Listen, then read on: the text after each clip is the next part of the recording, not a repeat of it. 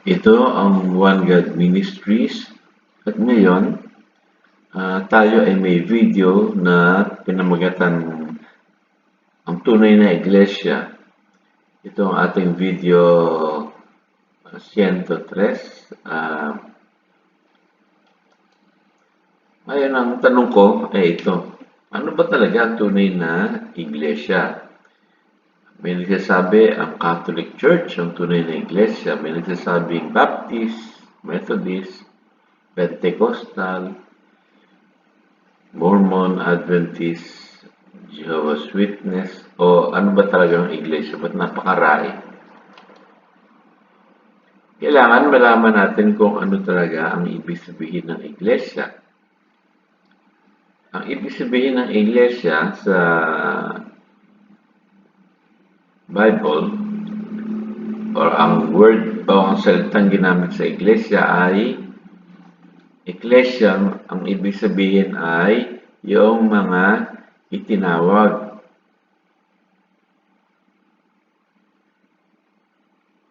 At ginamit yon sa 109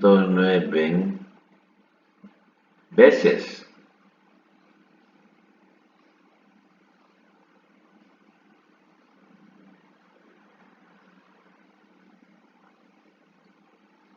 Bagamat ang salita ay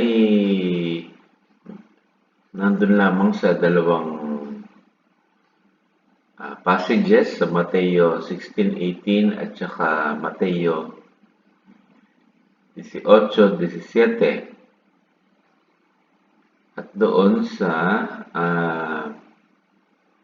Book of Acts ng 23 beses. Pag sinabing iglesia, ang ibig sabihin talaga ng mga tao ay denominasyon. Kaya nga nakita natin sa umpisa, yung nagsasabi denominasyon ng Katoliko, denominasyon ng Baptist, denominasyon daw yan ng Pentecostal, ng Adventist, Jehovah's Witness, at kung ano-ano pang denominasyon. So, kailangan nating malaman ano ba talaga ang ibig sabihin ng denominasyon. Kung tunghayan natin ang Cambridge English Dictionary, ang denominasyon ay ang isang grupo ng relihiyon na nagkakapare-pareho ang kanilang paniniwala. Sa Merriam-Webster Dictionary, ang denominasyon ay isang organisasyon ng relihiyon na nagkakaisa sa kanilang paniniwala at mga kaugalian. So, saan ba sa banal na kasulatan natin makikita ang simula ng mga denominasyon? Dito sa 1 Corinto, Kapitulo 1, versikulo 11, sinabi dito na ng apostoles na si Pablo na mukhang nagkakaaway-away kayo galing sa balita sa akin ni Chloe. May iba sa inyo nagsasabi, ako ay tagapagsunod ni Pablo. Ang iba naman sa inyo, ako ay tagapagsunod ni Apollos. So ito pare-parehong mga Kristiyano pero may kanya-kanyang following sila, no? Sabi naman ng iba, ako ay tagapagsunod ni Cephas. Sabi naman ng iba, ako ay tagapagsunod ni Kristo. Ang tanong ko sa inyo ay ganito, mga kapatid. Sabi ni Pablo, bakit si Kristo ba ay hati-hati? Si Pablo ba ay napako para sa inyo? Nabaptize ba kayo o nabautismuhan kayo sa pangalan ni Pablo?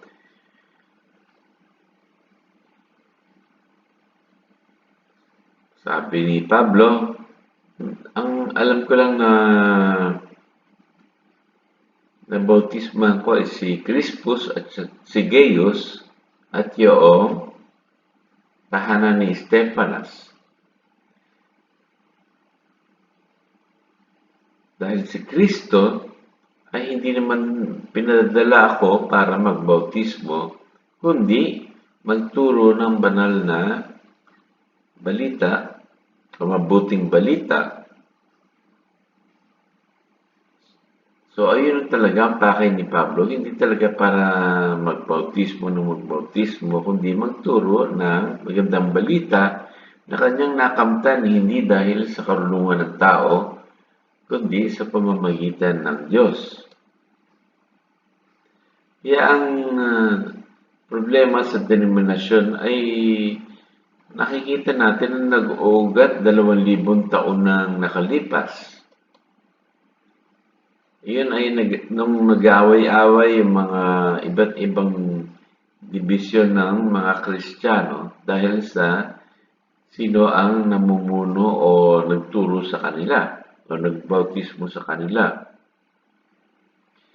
Ito ay nagmula sa kanilang loyalty sa mga pinuno nila at hindi sa loyalty kay Kristo lamang. Kaya masasabi natin naging mga panatiko yung mga early Christians kahit nung 2,000 taon na nakalilipas. Imbis na maniwala lamang sila sa banal na kasulatan o tinatawag na sola scriptura, ang kanilang katapatan ay sa mga nagbautismo sa kanila. Alam nyo, yung mga turo ng mga pinuno nila ang orihin ng tinatawag na tradisyon o kaugalian.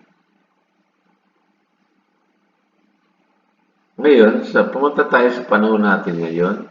Ano-ano ba ang mga katangian nitong pagwawatak-watak at nationalism tinatawag sa mundo ng Kristyanismo sa ngayon? Ito ay ang pagiging panatiko sa isturo ng isang particular na manunuro o propeta. Ito ay characterized sa pamamagitan ng paghahayag ng turo ng propetang ito at nilalagay ito na kasing level o mas mahigit pa ng level o antas kaysa sa banal na kasulatan. Yung gayon ay tinatangi nila yung mga sinulat o sinabi ng kanilang pinuno na mas mataas pa sa banal na kasulatan.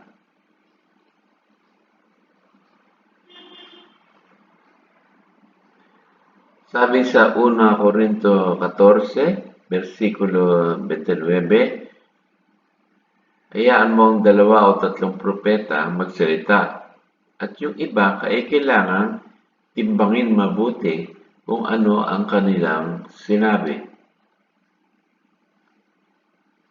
Pansinin ninyo na ang payo ng apostoles na si Pablo ay kailangan timbangin ang sinasabi ng propeta o pinuno ayon kung ito ay naaayon sa banal na kasulatan o sumasalungat.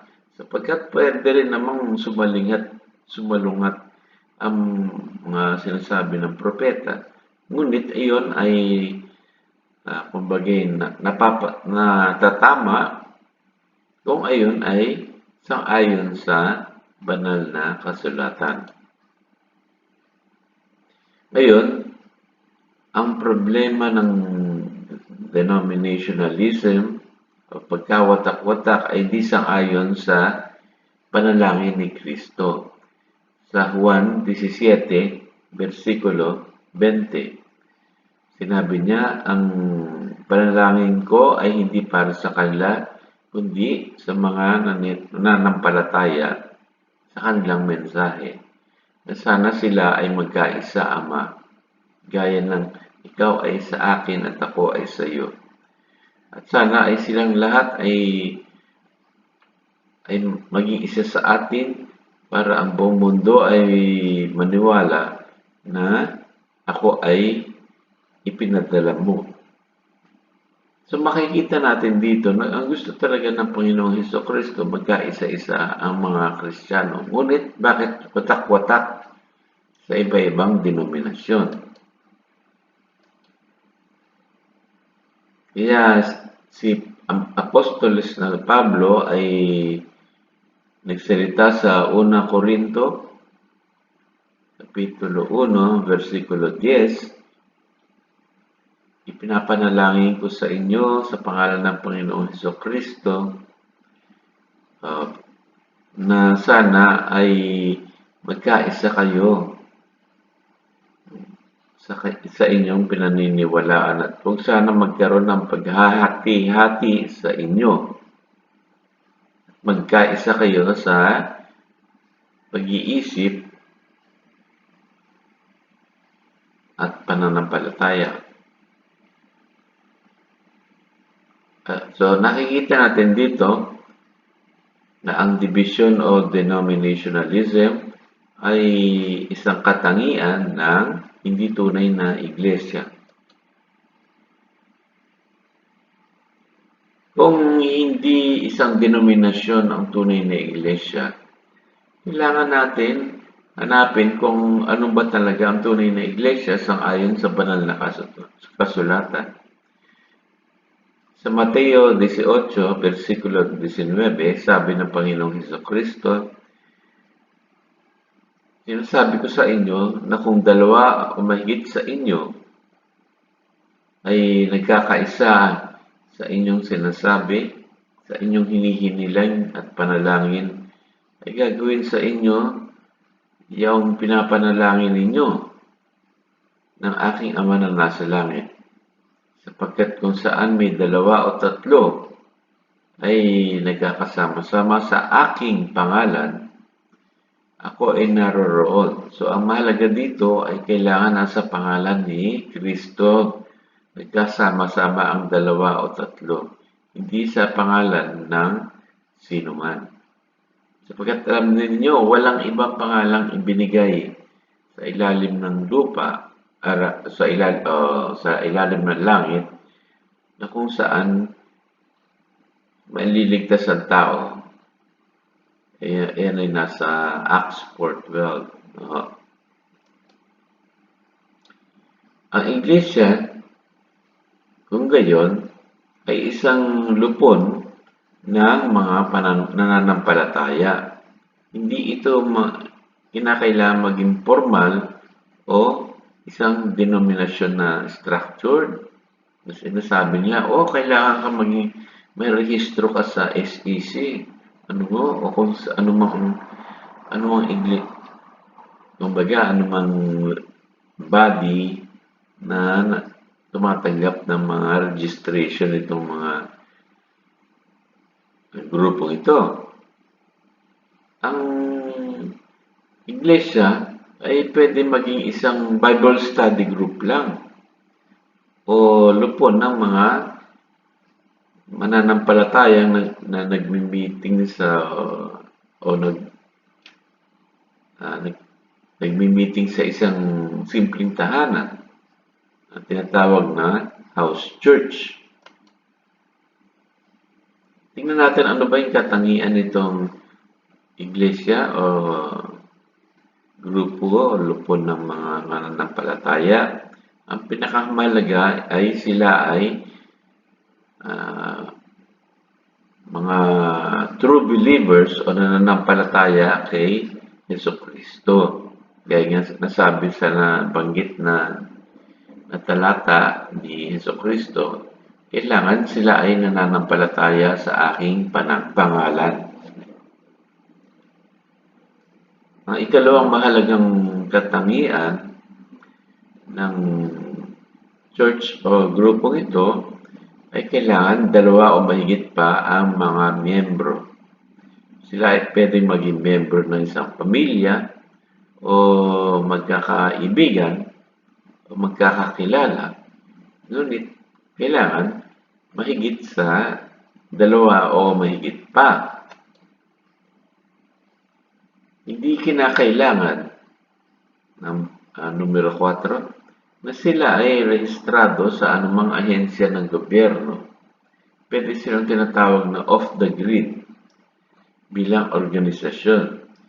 At sila ay invisible o hindi nakikita. Pwede rin yan. Na kung hindi sila nakikita sa lupon ng mga tao o tinatawag na society. Number 6, tangi ang Diyos lamang ang nakakaalam ng membro ng tunay na iglesia. Dahil sila ay selyado ng Diyos ng banal na Espiritu o Espiritu ni Kristo, gaya ng sinabi sa banal na kasulatan mismo. At ang ikapito, ang kanilang handbook or sinusunod na libro ay ang banal na kasulatan, hindi yung libro ng kanilang pinuno. Maaaring sumunod sila dun sa mga sinabi ng pinuno, pero kailangan ito ay nasa ilalim ng o sumasang-ayon sa banal na kasulatan. Kaya nga sinabi sa 2 Timothy 3, versikulo 16, lahat ng scriptures ay hininga ng Diyos at maaring gamitin pang ituro, para itama o para mag-training sa katunayan, sa righteousness o sa pangatwiran. Para ang taong tagapagsunod ng Diyos ay maaring ganap para sa mabuting gawa. Sa Hebreo 4, versikulo 12, sapagkat ang salita ng Diyos ay buhay at gumagalaw, matalas pa sa espadang dalawang talim. Kaya nito hiwalayin ang kaluluwa at ang espiritu at ganoon din ang kumbaga yung joints and marrow sa karne. Ang tinutukoy dito ay symbolic language. Yung matalim na kutsilyo, kayang hiwalayin yung kumbaga kapag tingnan yung karne, yung buto sa bone marrow, Ganon din, ang tunay na salita ng Diyos ay napakatalim. Ang ibig sabihin nito ay napaka-accurate nito o ganap. Kaya nito hatulan ang mga iniisip at mga attitude ng puso ng isang mananampalataya o pinaniniwalaan ng isang mananampalataya.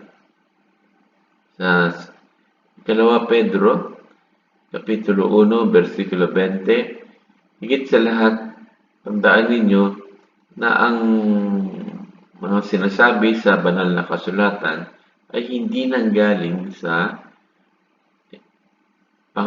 pangangatwiran ng isang propeta, sapagkat hindi nanggaling sa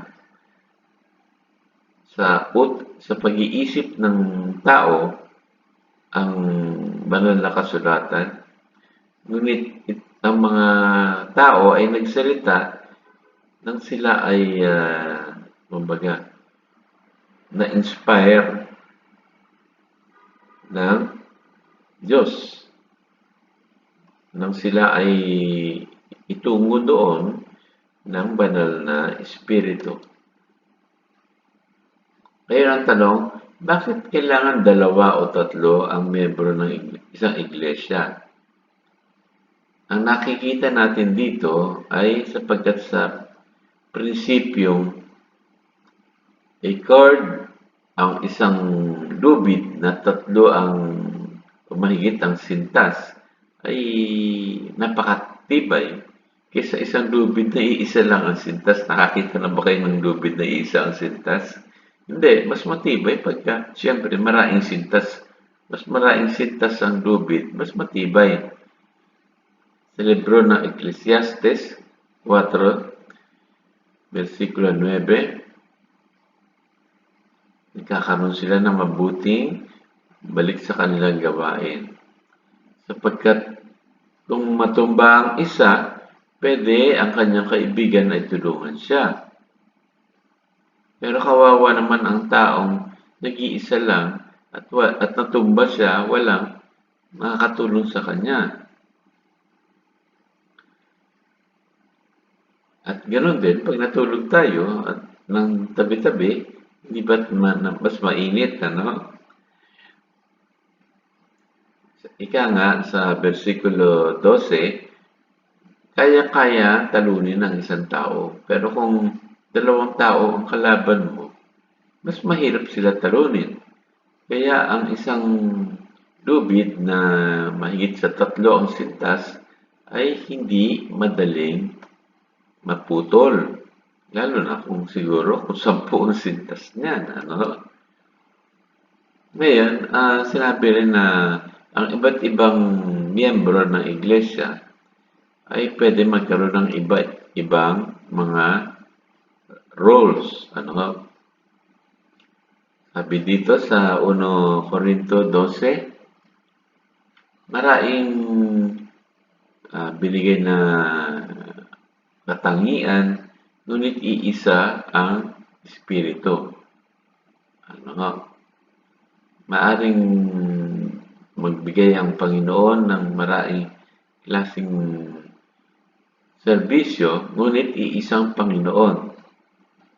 Maraming iba't ibang gawa, pero iisang Diyos lang ang gumagawa talaga sa kanila. Kaya ang bawat isa sa inyo ay maaring maraming kaganapan na binibigay ng Espiritu para sa isang mabuting pakay. Ano? Gaya ng isang tao, maaring bigyan siya ng espiritu ng karunungan. Ang isa pang tao ay maaring bigyan ng katangian ng paghihilom ng parehong espiritu. Sa isang tao, sa isa pang tao, maaring bigyan siya ng kapangyarihan na miraculous nga, ika nga, ano nga. Tapos meron naman isang taong kaya niyang mag-discern ng iba't ibang espiritu. Ano? At meron din iba dyan na pwedeng mag-interpret ng tongues o pananalitang ang espiritu lamang ang makapagbibigay at kaya nilang i-explika sa iba ang ibig sabihin nito. Ngayon, ang isa natin kailangan maintindihan, ang pagpasok sa tunay na iglesia ay hindi corporate o denominational, meaning hindi grupo-grupo. Kaya ang sinasabi lang, ang True Church ay Baptist, True Church ay Adventist, o ano pa man. Hindi, individual ang pagpasok sa tunay na iglesia.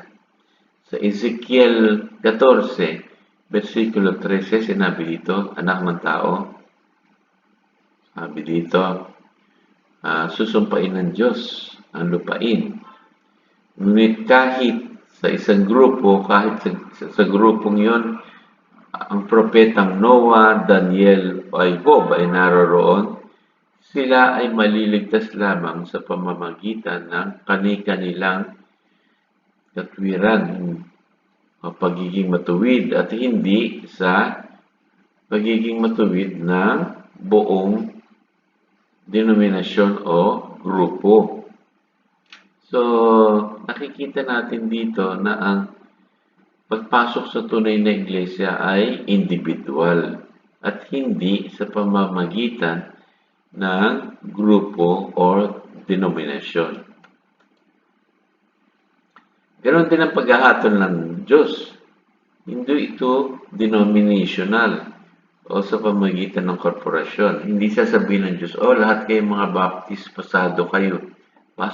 Kayo ay pasok sa tunay na iglesia. O kayo mga Adventist, kailangan kayo maging member ng denominasyon ng Adventist para makapasok sa tunay na iglesia. Hindi ho ganun yun. Individual yan. Ang pagpasok sa tunay na iglesia. Pipiliin tayo ng Diyos individually. At ganoon din ang paghuhusga ng Diyos palang araw. Hindi rin lahat ng Adventist pasado kayo. Hindi ho lahat ng Baptist pasado kayo. Hindi. Individually, isa-isa ang paghahatol sa atin ng Diyos. At ano ba ang seal o selyo ng tunay na iglesia? Sa 2 Korinto, Kapitulo 1, versikulo 22,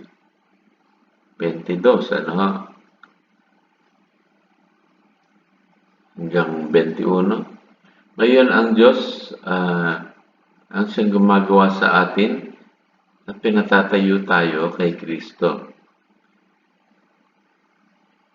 Siya ay naglagay ng selyo sa atin, ang selyo ng pag-aari niya, at nilagay niya ang banal na Espiritu sa ating mga puso bilang isang deposit, garantiya ng kung ano ang darating sa atin. At yun ay na tayo ay membro ng tunay na iglesia at tayo ay maliligtas. Ang tunay na iglesia ay ang tinatawag na bride ni Kristo, mapapangasawa ni Kristo. At sila ay makikilala lamang sa bagong langit at bagong lupa. Sabi nga sa Pahayag 21, versikulo 1, at nakita ko ang bagong langit at bagong lupa, pagkat nawala na ang lumang langit at lumang lupa. At nakita ko ang bagong Jerusalem na nanggagaling sa langit na bilang isang asawa o bride. Napakaganda para sa kanyang mapapangasawa. At sinabi sa versikulo 3, ngayon ang tahanan ng Diyos ay sa tao, at siya ay mananahan kasama ang tao. At ang mga tao ay tatawaging mga tao ng Diyos, at kasama na nila ang Diyos at siya na ang kanilang Diyos magpakailanman. Ang sino man na matapat ay kumbagay mamanahin niya ang lahat ng ito. Siya ay magiging anak ko at ako ang kanyang magiging Diyos, ang sabi sa Revelation 21. Pero ang mga duwag, ang mga hindi nananampalataya, ang mamamatay tao, ang mga immoral, yung mga nagpa-practice ng magic, at yung sumasamba sa mga Diyos-Diyosan. Ito yung mga tinatawag na covetous. Yung mga mainggitin. Ang kanilang lugar ay doon sa dagat-dagatang apoy na siyang ikalawang kamatayan. Bilang pangwakas, masasabi natin na ang tunay na iglesia ay hindi isang denominasyon. At hindi sila dapat sumasang-ayon sa corporate salvation ng denomination. Sila ay nagkakaroon lamang ng pananampalataya sa kanilang Panginoong Hesukristo para sa kanilang kaligtasan at hindi sa kanilang denominasyon. Si Hesukristo lamang ang nakakaalam sa kanila sapagkat sila ay may selyo ng banal na espiritu o espiritu ni Kristo. Kaya mga kapatid, ito ang One God Ministries at sana ay marami kayong natutunan kung ano ang tunay na iglesia. Kung gusto nyo ako i-email, ito ang aking email address sa jim.eagle2202. At kung gusto nyo pa matunghayan ang ibang mga video natin, tumunghay lang kayo sa ating channel sa One God Ministries. Punta kayo sa YouTube at pindutin ninyo yung videos at makikita ninyo ang pagpipilian nyo. Hanggang sa susunod mga kapatid, ito ang One God Ministries. Maraming salamat.